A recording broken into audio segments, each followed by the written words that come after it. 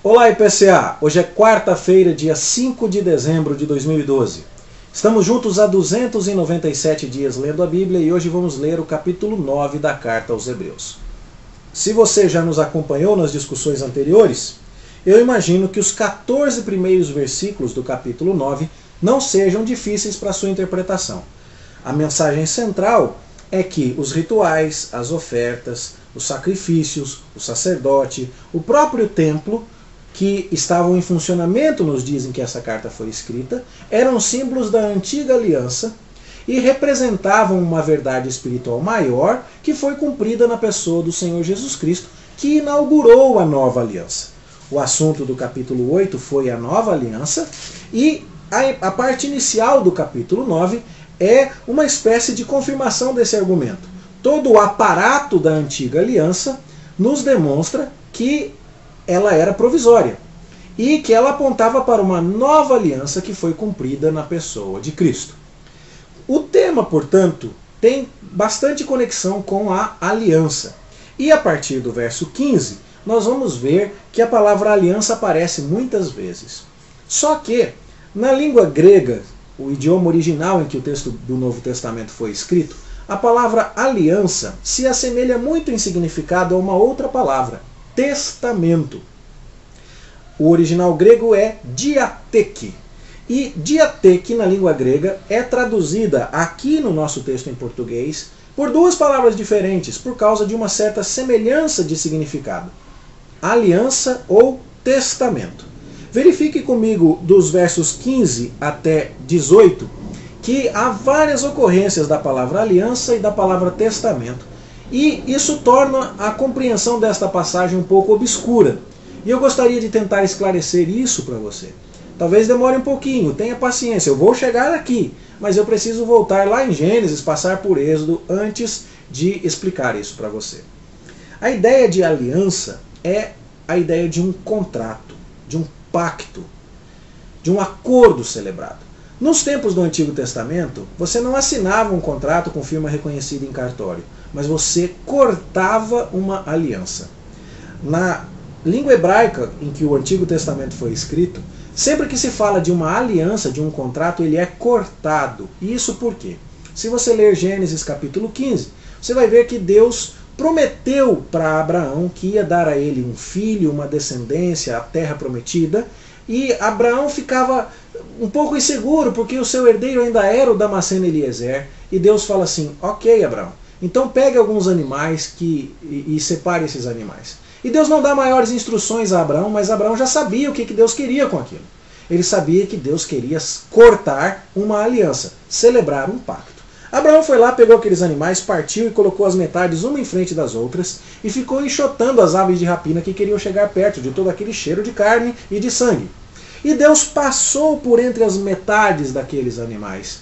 E isso foi uma garantia para Abraão de que Deus estava empenhado em cumprir a sua promessa, que Deus celebrou um contrato, um pacto, que Deus cortou uma aliança com ele. O que isso significava naquela cultura? O pacto era um pacto de sangue. A desobediência ao combinado deveria ser punida com a morte. E ao passar por entre as metades de um animal partido, a pessoa diria para si mesma, se eu descumprir o que acabamos de combinar, estou invocando sobre mim a maldição da morte. É curioso que este pacto de Deus com Abraão foi um pacto celebrado de forma unilateral.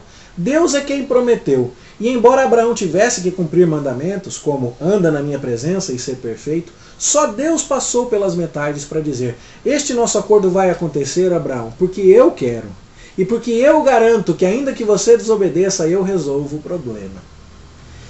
Este pacto, essa ideia de cortar uma aliança, está presente em outras porções do Antigo Testamento. E vale a pena destacar apenas mais uma, que é a ideia do povo de Israel lá no Monte Sinai, quando Moisés está trazendo o povo para celebrar a aliança de Deus. Moisés já teve a oportunidade de mostrar ao povo os 10 mandamentos que Deus mesmo falou com voz terrível lá no Monte Sinai. E o povo agora falou, Moisés, vamos entrar em aliança com Deus, nós concordamos com isso. E aí então Moisés mata bezerros e mata bodes e recolhe o sangue daqueles animais e os asperge sobre o povo de Deus, dizendo: este é o sangue da aliança que Deus preparou para vocês. Qual era a ideia? A ideia de que a desobediência ao pacto com Deus levaria à morte.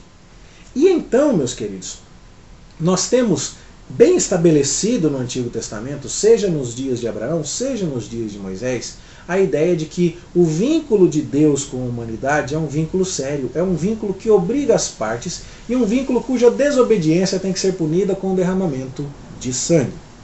É fato que o povo nunca conseguiu cumprir, que o povo de fato violou a aliança. Tanto é que Moisés sobe e recebe as tábuas da aliança, e quando ele desce do monte, o povo já tinha feito um bezerro de ouro. E ele então quebra as tábuas da aliança, não porque ele estivesse nervosinho, mas para dizer: vocês arruinaram aquilo que foi combinado. Deus precisa ter muita misericórdia de nós agora. De fato, Deus deu um sistema de sacrifícios que está em vigor até os dias em que a carta aos Hebreus foi escrita. Mas isso sempre apontou para o fato de que aquela aliança baseada em sangue precisava ser provisória, porque o homem sempre desobedecia. Sempre se mostrava passível da punição da morte. Como isso seria resolvido? O capítulo 8 já nos deu a deixa. Seria resolvido com uma nova aliança que Deus ia propor. Quem trouxe essa nova aliança foi o Senhor Jesus. Ele é quem falou na Santa Ceia: este é o cálice da nova aliança no meu sangue. Por quê? Porque agora nós tínhamos um mediador, alguém que ficava no meio de Deus e dos homens. Jesus é tanto Deus quanto homem. E ele representa as duas partes, portanto. Ele une de maneira maravilhosamente linda e perpétua e eterna as duas partes que estão em aliança. E ele ainda morre como um ser humano perfeito, inocente, sem qualquer culpa, para pagar a Deus pela multa contratual da nossa desobediência da aliança. Jesus então se apresenta como mediador da nova aliança. Isso vai nos ajudar a entender um pouco o verso 15 até o verso 18. Mas a gente ainda precisa falar sobre o testamento. A palavra diateque no grego é traduzida às vezes por aliança, com toda essa bagagem da palavra que eu acabei de falar, mas às vezes ela também é traduzida por testamento. Por quê? Quando uma pessoa fazia contrato no Antigo Testamento, um animal tinha que morrer, não é? Num testamento, para o testamento começar a valer, a pessoa que é o testador precisa morrer. Quando alguém matava um animal, combinava alguma coisa que era da sua vontade. Um testamento nada mais era do que a expressão da vontade de alguém que estava para morrer. Então, as duas ideias são próximas e elas acabaram sendo designadas pela mesma palavra. O melhor exemplo que nós temos para entender isso é a própria Bíblia. Nos tempos da antiga aliança, antes de Jesus trazer a nova aliança, nós temos 39 livros na Bíblia. Eles são chamados de Antigo Testamento. Mas a ideia é a antiga aliança. A nossa Bíblia tem duas partes, a antiga aliança e a nova aliança. Nós as chamamos de Antigo Testamento e Novo Testamento, porque essas duas palavras são próximas. Aí, eu já disse para você o que nós precisamos entender para compreender melhor estes versículos. Mas aí agora eu queria te dizer o seguinte: para a melhor compreensão disso, eu entendo e tenho eruditos que pensam assim, e eu os sigo, eu não inventei nada, mas estudando este texto, eu entendo que é melhor assim. É melhor substituir as palavras testamento nesta porção bíblica por aliança, para que fique bem claro o que é que o texto está nos dizendo. Vamos tentar fazer isso a partir do verso 15, então. Leia comigo todo o texto de 15 a 18 do capítulo 9 de Hebreus, substituindo a palavra aliança, a palavra testamento, pela palavra aliança. Vamos lá. Verso 15. Por isso mesmo, Jesus, ele, é o mediador da nova aliança. Aquela aliança que foi feita no sangue de Cristo, que é aquele que está no meio entre nós e o Pai, porque ele é tanto Deus como o Pai e tanto homem como nós. A fim de que, intervindo a morte para a remissão das transgressões que havia sob a primeira aliança, morte de quem? A morte de Jesus. Quem transgrediu sob a primeira aliança? Os seres humanos. Quando Jesus morreu, representando os seres humanos como mediador da nova aliança, vão receber a promessa da eterna herança aqueles que foram chamados. eu e você vamos para o céu porque Jesus sofreu o castigo da aliança em nosso lugar, como nosso representante e como homem. Verso 16. Porque onde há aliança, estou trocando aqui testamento por aliança, porque onde há aliança é necessário que intervenha a morte do mediador da aliança. Ou seja, a ideia aqui é, do mesmo jeito que no Antigo Testamento não se fazia uma aliança sem cortar um bicho no meio, também na nova aliança nós não vamos entrar em pacto com Deus, não vamos viver em paz com Deus, sem que Cristo tenha sido partido por nós. Por isso que Jesus partiu o pão e deu aos seus discípulos, dizendo, esse é o meu corpo que é dado por vocês. Porque como os animais foram partidos nos dias de Abraão, o nosso Senhor Jesus simbolicamente foi partido na cruz, e ele é partido por nós no pão da ceia, até hoje, na nova aliança. Então o verso 16 diz assim, porque onde há aliança é necessário que intervenha a morte do mediador da aliança.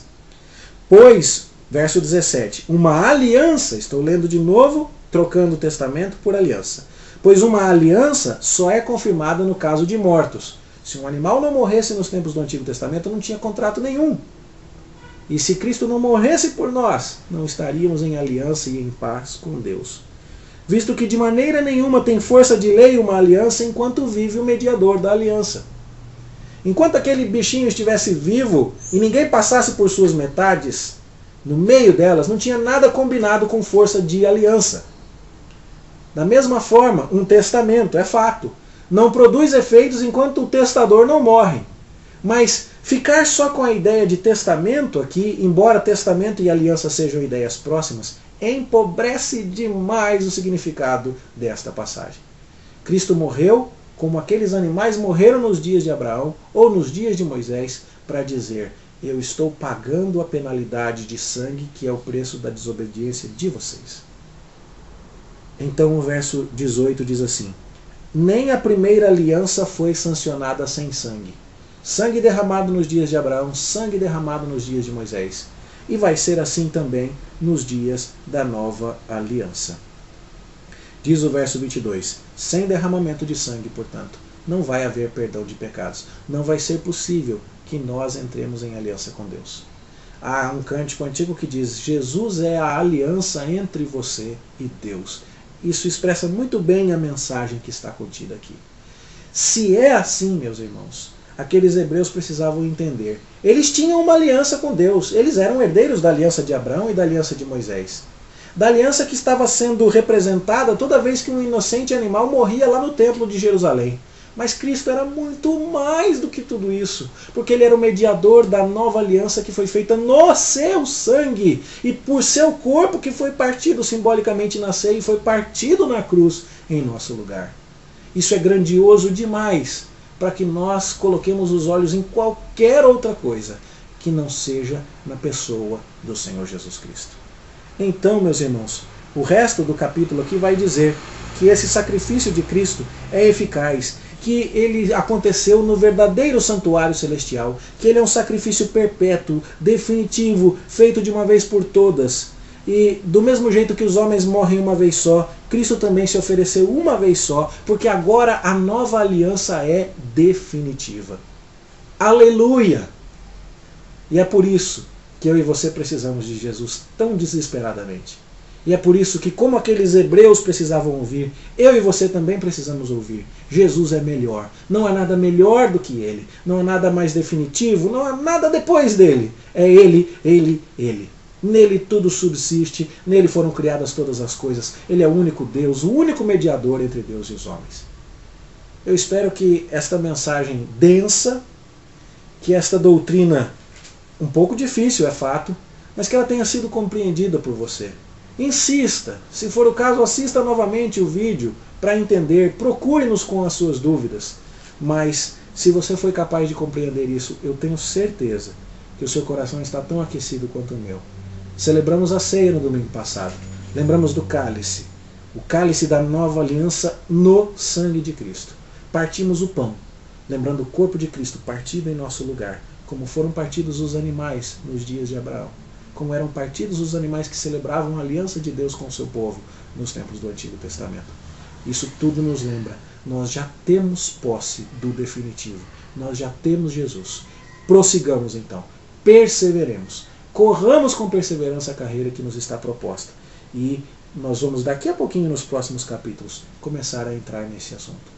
Por ora, eu só rogo ao Senhor que a compreensão desta mensagem tenha abençoado profundamente a sua vida e que a gente continue firme estudando a Escritura.